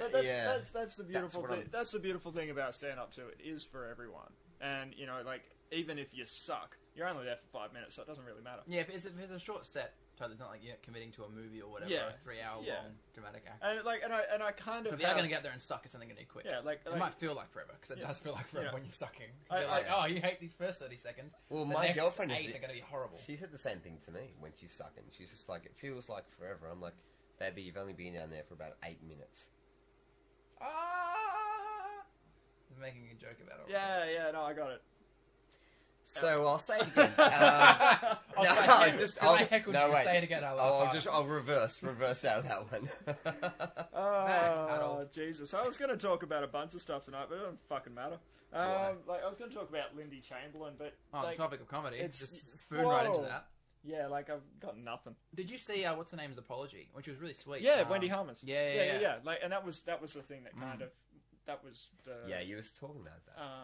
It's really the catalyst for wanting to talk about it. Lindy Chamberlain. It was before my time because what Yeah, it was maybe it was 1980. 80. Yeah. I was born in '88, so had she gotten out of prison at that point? Yeah. She was. I've got all the details. You got the dates there. It's one of those things where that was such an amazing trial by media. It just shows you how collectively stupid we can all be, or we all assume we know the facts. Yeah, the public. Yeah, we weren't there, but it's sensationalized. She was in prison for 6 years. Fuck. Before, like, something came up that, It's mad. It's mad because obviously what it's important in public interest for free press to know what's going on and trials as they break, news and information comes out. But sometimes something gets so big and so sensationalized that you have to accept the fact that unless you're working directly with the case, you don't know sweet fuck all. There's just too much noise. It's like with the whole Michael Jackson thing, is he a sex offender or not? Obviously, if you were working in the case and you knew Michael or you were the family making the claims and things like that, you're going to know. But because there was just so much media bollocks around it, I have to come to a conclusion that I'll never know. Yeah, I'm never going to have any facts because the amount of information that comes out is always going to be... There's always going to be so much stuff, an overwhelming glut of information, and some's going to be correct, some's going to be bullshit. Same with the Lindy Chamberlain thing, because the media, it was just all over the media so much. Obviously now, with I'm going to accept the ruling as it came out, that, the dingo took the baby. It's just nuts that it took that long. What, 1980? 32 years. 32 years it took 32 to find. years. 32 years to put up with that bullshit. You're dealing with science and... I guess progression in technology. DNA. The interesting thing about it is, when it was first, she was first. What do you call it when you get put in jail? Convicted? Convicted, yes. When she was first convicted, the evidence that was put forth, was blood evidence and that kind of thing. And then, in '86, when other pieces of evidence turned up, which was like the kid's jacket, which the police said, it doesn't exist up until it turned up. It was opened up again that they realised, wait, let's look at this evidence. It was what was taken to be blood evidence in the car. But they didn't have DNA testing, or it was very primitive back then, and it cost a lot. I mean, it still does. And they're in the middle of fucking Alice Springs. Yeah. You don't have that kind of There's no those CSI, resources there. CSI Alice Springs. Waiting for a crime to happen. Yeah, it's CSIRO. I didn't make the connection. But they've gone, okay, there's blood stains in the car. Look, so obviously the body was moved and it was killed here and this kind of thing. And it was later, retested, and it was like, that's not blood, that's like fluid from that's car fluid of some description. And so it's ridiculous to think that somebody has gone to jail for 6 years, convicted of something that may or may not have been true at the time, and then 32 years after the fact, it's taken her to be able to clear her name properly. Well, that's what sucks about that shit. It's the same thing. I think I told you during the week, there was that fucking bitch in America who, 20 years ago, right, this guy was convicted and trialed, charged with rape and murder. Right. So he went to jail. He told his wife that he loved and adored. He's like, I didn't do it.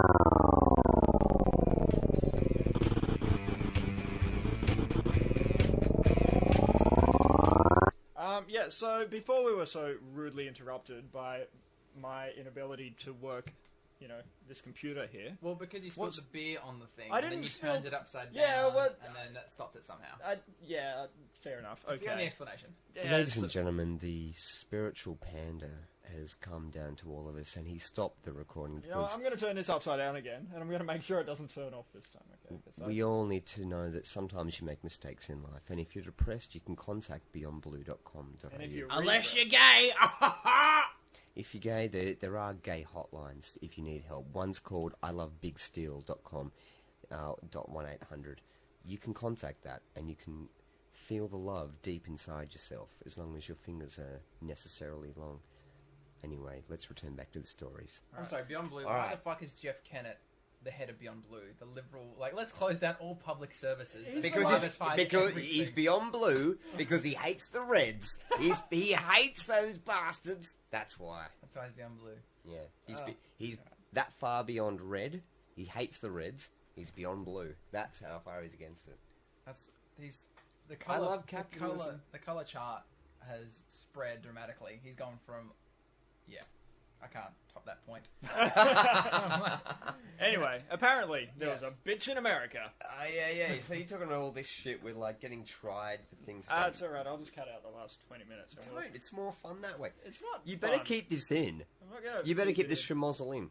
Anyway, Cut it out. Keep out what needs to be cut out, because when you say what you're going to say now, if there's parts that were repeated in the last 10 seconds before it cuts out, he can edit it out there and be like, well, that's when the incident happened. They have to do with it. All right. So the only way you're going to cover your ass is every 10 seconds you say, you better not cut this out because I'm referring to this bit that happened. Constant self-referencing like that. So you are. Yeah. I've got my glasses and my fixie out the front. So 20 years later. Yes, this guy's in jail. Like he gets falsely imprisoned for rape and murder. His wife leaves him. She doesn't believe that he's innocent. So he's in jail and life sucks for him. And he's just like, I need to get out. I can't believe it. 20 years later. Right. Reopen the case. Through the power of technology. He's free. He's like a free man. How did they prove it? Like, what would they just do? DNA test? Yeah, it wasn't his blood, or someone else's blood? Yeah. It was that sort of shit. So it came through DNA test. He comes through and he's like, like he's loving life. Yeah. The state come up and go,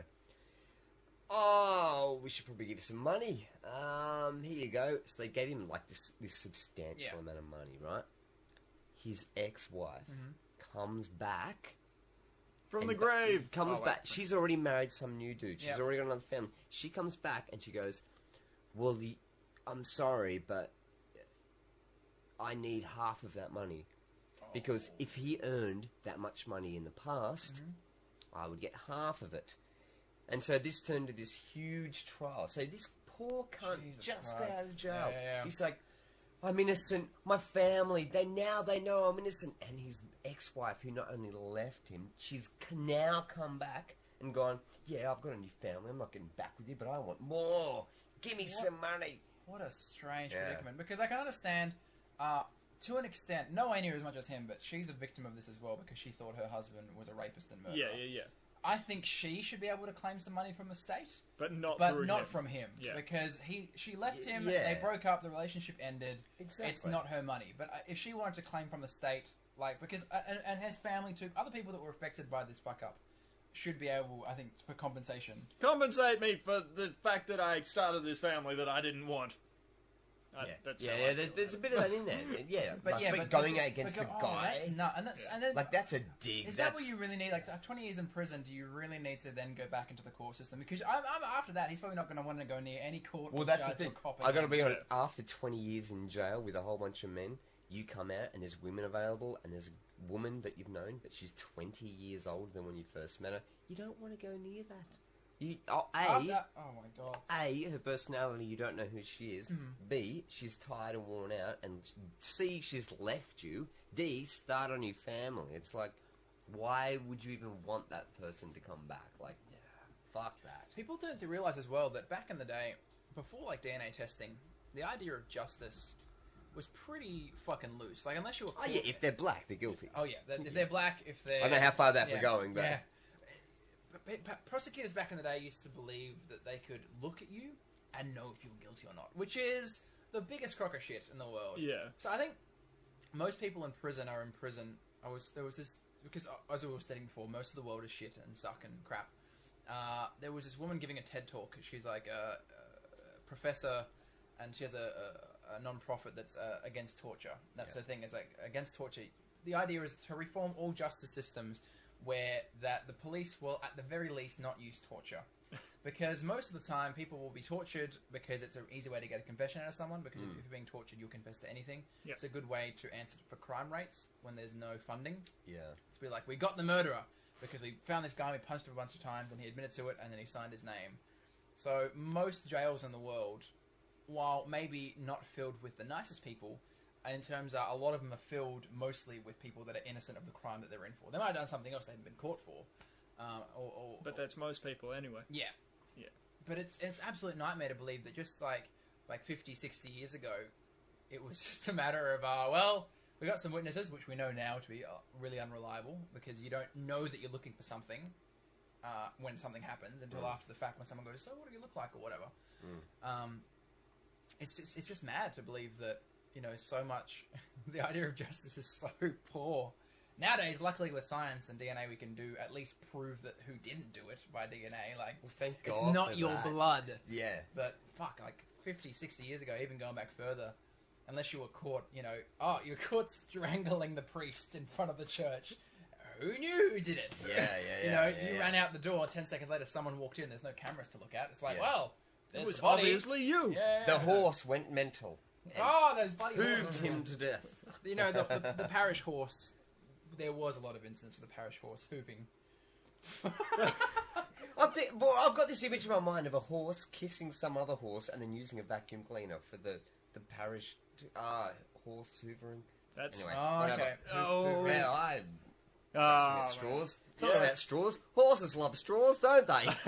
They eat them. Speaking of clutching at straws, what did we do this week? We went online and we asked people to give us some feedback. Do we get any? Did you get any? We actually got some. Yeah, all right, bring it up. Yeah, all right. Phil from Melbourne.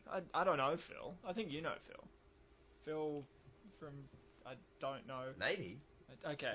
Anyway. Oh, Bowen? Maybe Phil Bowen? No, Phil Bowen, yeah. Bring the question on. Okay, he's asked us the question, and before you start answering, I just want to tell you this little bit first. I'm not gay, but keep going. Well, you've just ruined the question. But do no. you support I don't. straight marriage? Straight white marriage only. Shut up! Stop derailing this! Sorry. That was an impersonation of some fucking arsehole, I don't know. He doesn't need a name. No, Archbishop Peter Jensen was in the Sydney Morning Herald today going, alright, you may think it's about equality, but it's really not about equality, it's about me being an arsehole. He didn't say it like that. But his whole argument was that, okay, look, let's be fair, they try to gloss it up and make it sound like equality, but it's not about equality, it's about they want to be... What if they want something that we have. And I don't want to give it to them, even though I'm sharing something that I don't have to give anything away. I don't want to give them equality. No, Negroes cannot marry the whites. I mean, gays cannot marry each other. Sorry, I get those confused. I get my arguments confused. Which one's the socially acceptable one? Anyway, sorry, continue. No, that's okay. Phil from Nebraska wants to know. Yeah, see, he's asked the fairly innocuous question of how do magnets work? And... Fucking no. Maybe the Insane Clown Posse. I don't know. Do you know the reference, yeah? No, I don't. No. Holy shit. Yeah, not an Insane Clown Posse guy. The only Insane Clown Posse reference I could give you is... I took therapy out after that fucking the only New thing South I can Wales think of, countryside circus there's a troop. line and then somebody says dick anus, but that's all I know. Well, it's not surprising. The Insane Clown Posse, to be fair, the Insane Clown Posse, I give them mad respect in terms of they've taken a massive collective of unrelated people, brought them together with some art and music that they seem to enjoy making and that people seem to enjoy listening to. Isn't that what Hitler And they've did? made a lot of... Well, Insane Clown Posse didn't put the Jews in chambers. Like, they're not that organised. Maybe they might want to, but they're not that organised. Come on, they were Polish people. Come on, to be fair. Polish, Gypsies, Roma, Ukrainian, anyone that really wasn't Anyone that wasn't kind of European. on that there. Hitler wanted to... I want to be a Scandinavian. That wasn't his accent, but whatever. But anyway, the Insane Clown Posse make a whole ridiculously large back catalogue of the weirdest fucking music. Like, just poor rapping in terms of flow, carnival, death killer themed, really white trash. Anyway, I they know have of this- them, but They're weirdly anti-science for some reason, in that kind of, I don't trust the government, man. Chemtrails, what? I don't think they've ever actually said anything about chemtrails, but it's that kind of... Jesus Christ. It's that kind of bollocks where they've got this song called Miracles. They talk about, the world is such an amazing... It's like them trying to be... It's like when you hear like a bogan trying to be deep. Yeah. Like, oh, it's fucking deep. It's fucking... The mysteries of life and bullshit, mate. Do you know fucking Freemasons wear their fucking baseball caps at the side because they run the government? Not even that kind of level, but it's kind of like, fucking, yeah, things in the sky and like, fucking, how would you fucking know, mate? But that kind of... Oh, Christ. But that kind of yeehardness. I need a shower already. Jesus. So they have this song called Miracles talking about how great life is, which would be in a nice sentiment, but it's just steeped in so much cringeworthy stupidity, including one line where he talks about fucking magnets, how do they work? But then he goes on to say, and I don't want to talk to no scientist, the motherfucker's lying and getting me pissed. So he doesn't trust the scientific rationale behind it, because he doesn't understand it. He sees it as, like, bullshittery and that kind of, like, the scientist doctorman talking down to you. Phil, is that how you feel? Is that why you're asking how magnets work? I don't think he does. I think he's just trying to make a funny comment. You have to look the video up, because it is... Miracles up in this bitch. Like, that's one of the fucking lines. Look, you know, I don't doubt the humour of this, but I don't know if I want to, like, you know, put myself into that situation. Well, magnets are interesting, but if you look at Magnets are pretty fucking cool. the fact that when they attract each other, you got the positive and the negative. If you get two equal-sized magnets, positive, negative, put them so they stick together, put them under a sheet of paper, and then put metal filings over the top, you will see it's almost like someone's got an apple and they've cut the apple straight down the middle, and you've got a curve on one side and a curve on the other side. It's not explaining how they work. And that's exactly how the Earth works. And the reason being, not only the Earth, but the Sun itself. What's interesting is that the Earth is basically stuck with the North and the South. Just like magnets have essentially got the same thing. Is it stuck or is it slowly moving? They're stuck. Are they? Yes, they are stuck, obviously. But the polar north and south are moving as far as within the belt. The Earth goes around the Sun. But within that, they stay the same. It's the Earth that moves around it. It's not the Earth moving around the poles. It's basically the poles stay the same, and the Earth is moving around that for different reasons. One of the biggest reasons is the sun, which I found fucking amazing. If you're into like solar flares and shit like that, and you look into it, the sun basically has like 8 north poles and 8 south poles, and every day it just goes. It's like a fucking schizophrenic fireball demon from hell. It's like, these are the north. These are the north pole. This is the south. No, this is the south. No, this is the south. No, this is the south pole. And you get this weird thing where you think about the sun being this thing within our galaxy, like it's there, it's constant. We all revolve around it. The sun's there for us. It's a thing that's strong, but all the moons and the Earths and the Saturns and everything else, the axis jerks every couple of 100 or 1,000 years. Turns out the sun is the most unreliable thing out of all of the planets. It keeps changing. Now, as far as how it works, I don't know. I was just going to say, so but to conclude, Bill, en.wikipedia.org, I'm sure has more answers. Or you could do what I did this morning. I was checking the Facebooks this morning, and I saw Phil's comment, and it was like, how do magnets work? And I turned on Kids WB. Lolita. No, I turned on the television. Kids WB this morning, which is like, you know, cartoons. Oh, I was close. It's like Ben 10 and shit like that. And it's got, you know, these fucking ridiculous people presenting the cartoons going, oh, hey, kids, we play with toys and, you know, we're cool and you're cool too. Buy our shit. Yep. But the interesting connection to all of this is, the other night when we were doing the rocket clock thing, the MC was this dude named Nicholas J. Johnson. Okay. And he told a story about being How the fuck do you remember that? Because I was you were sober. Yeah. Anyway, you go. There we go. He told us this story about being a stand-in for Kids WB. Yes, I remember that. And about, you know, eating the chili and that sort of thing. So I turned on Kids WB this morning, and you know who was there?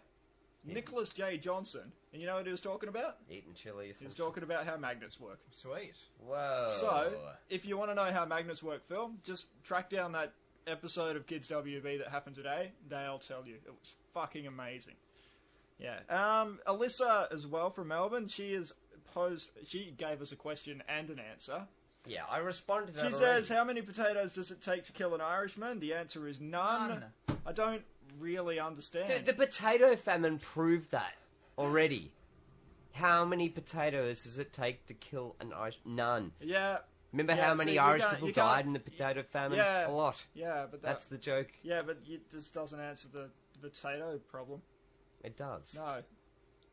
So how many potatoes? What else do we come up with?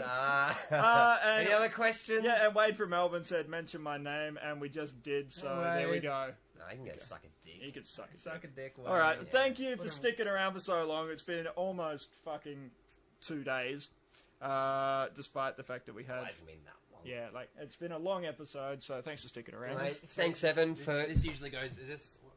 Normally we go for about an hour. Oh, yeah. Fuck it. Well, we got distracted by all kinds of wacky shit. Yeah, Yeah, well, it's been you know, good. the beer fell over, he needed to wee. There were several weighing incidents. Yeah. Do you need to plug anything? I can Obviously. shamelessly haul my podcast. Do it, man. What I've been doing, it's really cool. I go onto Facebook. I think it's really cool. I think it's a smart idea. I go onto Facebook. Now you sound arrogant. I go on a public like a group like I don't know like today. For example, the Atheist Foundation of Australia posted a link to Dr. Peter Jensen, Archbishop, being a prick. So I made a comment about him being a douchebag, and then 9 people liked it. So then when I went to that profile and I said, messaged them, hey, since you like my comment, blah blah blah blah, here's my podcast. Listen to it, and it's worked a couple times. I don't think if anyone's been annoyed, no one's responded back. They've just ignored it. But most people have been receptive. That's good. It's But good it's a good way to do it. But you have to do it one at a time, each individual person, and I don't know if it works or not, but we'll find out. The podcast is called Left and Correct. In theory, once a week, I either record a panel of a public talk that's happening that's of interest. Just recently had a TAFE Cuts panel, which is for all your international people. TAFE is something... It's like higher education. It's like community college. Yeah, community college, I guess. Yeah. And it's under our current Liberal Premier Ted Baillieu, you know, slashing public services and trying to stop people get educated, which is always a good idea. Yeah. It's almost like a cartoon, taking money out of education to build a prison. Oh, that's wonderful. That's a great idea. Let's just put all the people in jail, and then will they get educated? No, they come out more violent. Anyway, so there was a really sweet panel with some TAFE teachers as well as some union organisers from CMFEU explaining how the cuts are going to affect in certain areas that they work in. There was a panel about protest on trial between some Occupy Melbourne protesters that are taking, I guess, City of Melbourne to court for their rough housing. That's really when the trial, you know, when it comes through court, it's going to affect. It's going to go either one way towards the police or towards the protesters. And that's going to affect protests for the next 40 years in Australia because it's a legal precedent. So there's information on that. But also, like, people I've interviewed, like Godwin's Onwuchekwa, who's like a gay Nigerian, like gay rights activist from Nigeria, pretty badass, as well as a guy called, this is an interview coming up, a guy called John Minto, who was a New Zealand anti-apartheid activist from the 80s, and talking about the interruption of the Springbok tour when they came through to New Zealand. Springbok tour? Yeah, when the South Africans, there was a sporting boycott, there was a boycott, divestment and sanctions against South Africa. It was football. Yeah. So when the rugby team was playing in New Zealand, going around, all the anti-apartheid activists would try and fuck up every game to ruin it, and so to put pressure on the South African government to stop being such bastards. Yeah. So he's talking about how that worked in the 70s and how that compares to the boycott, divestment, and sanctions movement against Israel today. Also, Malalai Joya, she's the Afghanistani member of parliament who in 2003 came to prominence when she stormed a meeting held by the Taliban in Janjaweed and was like, "Fuck all y'all. This is for my people. You guys all suck. You're all warlords and women haters, and you can all get fucked." And you know, really badass. I think 2 weeks before I interviewed her, that was the 6th attempt on her life. Some suicide bombers blew up her office back in Afghanistan. She was actually on tour at that point, so she's badass. Unfortunately, these people are never going to appear on commercial TV. television or No. They'll get 5 or 10 minutes, maybe an hour segment on SBS and ABC on the Drum or something. Or you might see something about them on World News when they eventually get assassinated. But if you want to hear in-depth interviews with them, an in-depth analysis, as well as some general chit-chat, you're the place to go. Indeed. Left and Correct. Yeah, check it out. LeftandCorrect.com. It's real easy to find. There's also a 3-part interview. If you enjoyed this talk today with the Potato Revolution, there was also a 3-part interview about 7 or 8 episodes ago, recorded with the guys. We had a nice chat, and that's recorded and been uploaded over 3 weeks, so you can go back and listen to that too, if you're into just more general chit-chat and blasphemy. It's a blast from the past. We're going to, obviously, everything we've spoke about today, we're going to link on the website, so if you've enjoyed what you've heard, run through the links and the things we've listed, and you can find that, and I highly suggest you do, because you know what?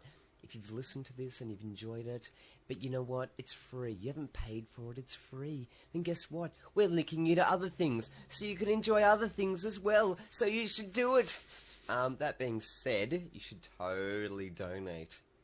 Yeah, that's a thing that you don't have to do because there's nowhere to donate to. But we're sponsored by Dalai Lama, so it's sweet. Dalai Lama's going to give us his holy thermos. Donate to the Fred. If you want to support the podcast, donate to the Fred Hollows Foundation. I've got shares in that, all right? All so just Dalai keep doing Lama's it. going to do is go, I have no opinion one way or the other. I don't know what accent that was, but that's fine. It was like Irish Indian. Irish. Did you find the fucking potatoes for the curry? That was the most ridiculous thing. So there you go. All you have to do if you want to be a comedian is just pick the 80s, wacky, like, guys are like that. Holy shit.